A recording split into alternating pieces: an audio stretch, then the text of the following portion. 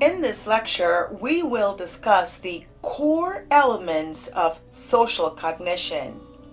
In our textbook, Social Psychology, the Science of Everyday Life, talks about your first kiss.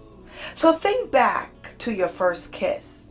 You probably remembered who you were with and how you felt.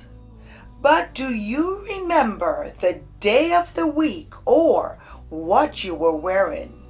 Most people would like to think that their memories are like snapshots of the past. The reality is that recollections of events often lack detail and differ from how they actually occurred. Like memory, ordinary sensory perception captures only a thin slice of the objective world. Consider the human eye sees only a portion of the electromagnetic spectrum, whereas bees and other insects can detect ultraviolet light.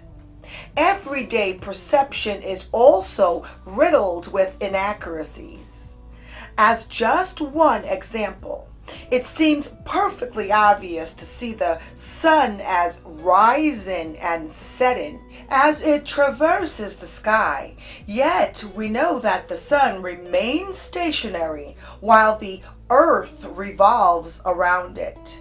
Our window into reality is not only small, it's dirty.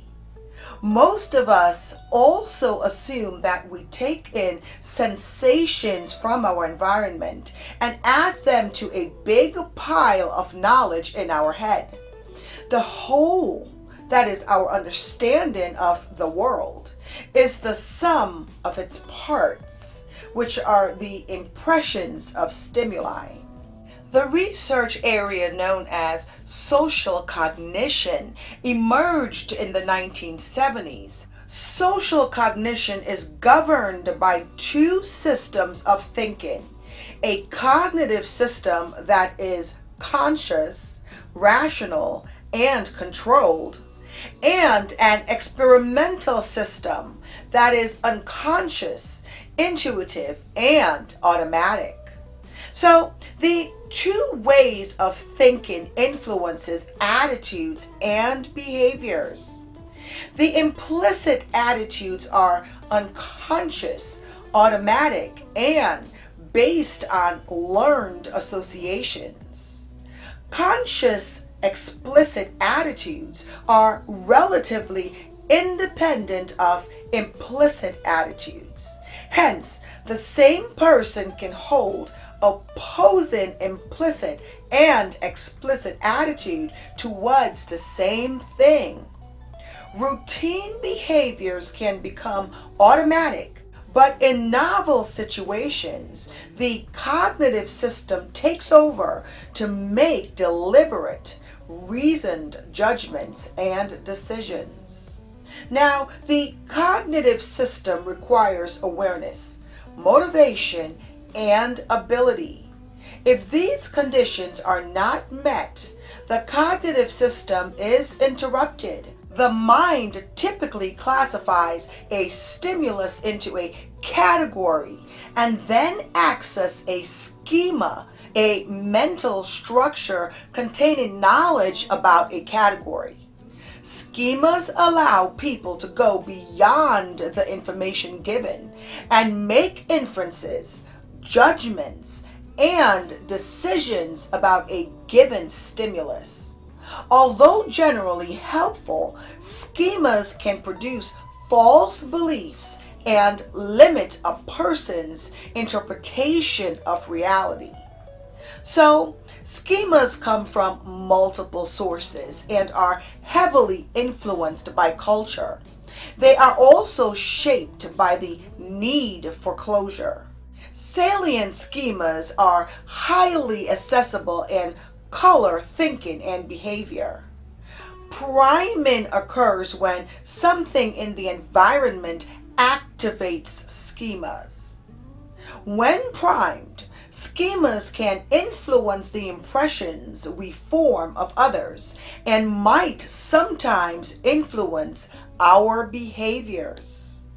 Now, people tend to interpret information in a way that confirms their prior schemas. This is known as confirmation bias. Objective information may be skewed to fall in line with expectations. Schema inconsistent information may be overlooked, and our expectations may shift another's behavior towards confirming those expectations. We may revise our views for exceptional cases, but retain the underlying schema. Now, people use metaphors to understand an abstract concept in terms of another type of idea that is more concrete and easier to grasp. Please review my learning lectures for a more in-depth explanation of the thinking process as well as memory. Now let's move on to motivation. Returning to the why, motivational factors in social cognition and behavior. So, motivation plays a role in shaping which schemas are activated, as well as when and how those schemas affect behavior and judgment. So, primed ideas can influence thinking and behavior when they are compatible with the person's pre-existing motivation. The three psychological motives are to be accurate, to be certain, and to validate existing beliefs and attitudes are consistently at work, sometimes subconsciously, influencing which schemas come to mind and how powerfully they influence our thinking and our behaviors. Mood affects how motivated we are to expend effort on processing information. Social understanding involves more than merely processing information.